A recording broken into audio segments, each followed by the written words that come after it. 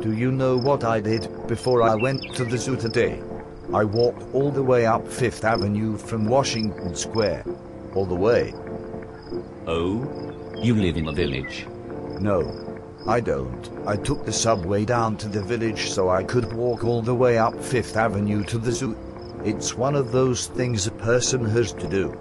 Sometimes a person has to go a very long distance out of his way to come back a short distance correctly. Oh, I thought you lived in the village. What were you trying to do? Make sense out of things. Bring order. The old pigeonhole bit. Well, that is easy. I'll tell you. I live in a 4-story brownstone rooming house on the Upper West Side between Columbus Avenue and Central Park West. I live on the top floor. Rear. West. It's a laughably small room, and one of my walls is made of beaver board. This beaver board separates my room from another laughably small room, so I assumed that the two rooms were once one room. A small room, but not necessarily laughable. The room beyond my beaver board wall is occupied by a colored queen who always keeps his door open. Well, not always, but always when he's plucking his eyebrows, which he does with Buddhist concentration. This colored queen has rotten teeth, which is rare, and he has a Japanese kimono, which is also pretty rare. And he wears this kimono to Anthem the John in the hall, which is pretty frequent. I mean, he goes to the John a lot. He never bothers me and never brings anyone up to his room. All he does is pluck his eyebrows, wear his kimono and go to the John. Now, the two front rooms on my floor are a little larger, I guess, but they're pretty small, too. There's a Puerto Rican family in one of them, a husband, a wife, and some kids, I don't know how many. These people entertain a lot. And in the other front room, there's somebody living there, but I don't know who it is. I've never seen who it is. Never. Never ever. Why? Why do you live there? I don't know. It doesn't sound a very nice place. Where you live? Well, no, it isn't an apartment in the East 70s. But then again, I don't have one wife, 2 daughters, 2 cats and 2 parakeets.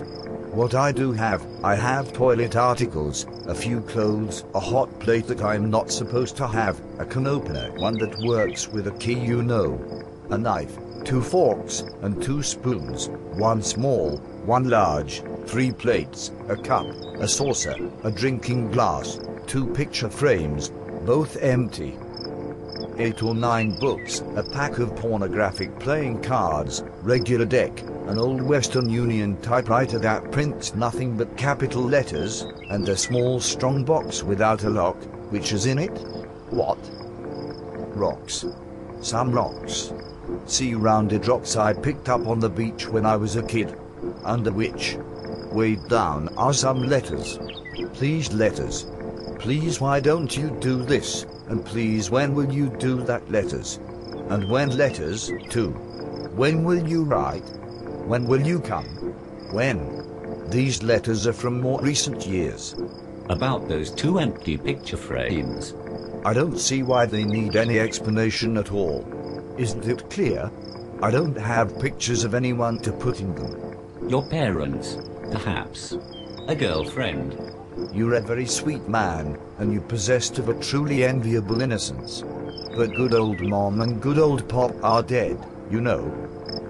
I'm broken up about it too. I mean, really.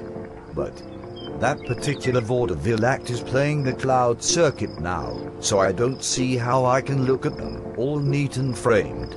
Besides, or rather, to be pointed about it, good old Mom walked out on good old Pop when I was 10.5 years old. She embarked on an adulterous turn of our southern states, a journey of a year's duration, and her most constant companion, among others, among many others, was a Mr. Barleycorn.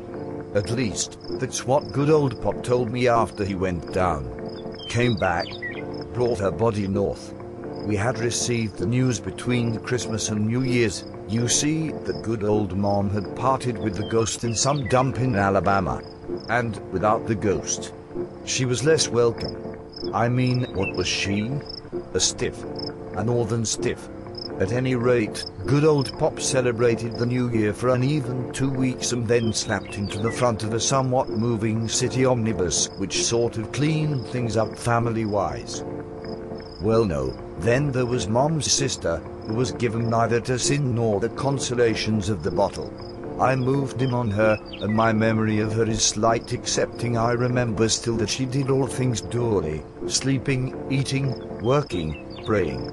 She dropped dead on the stairs to her apartment, my apartment then too, on the afternoon of my high school graduation. A terribly Middle European joke, if you ask me.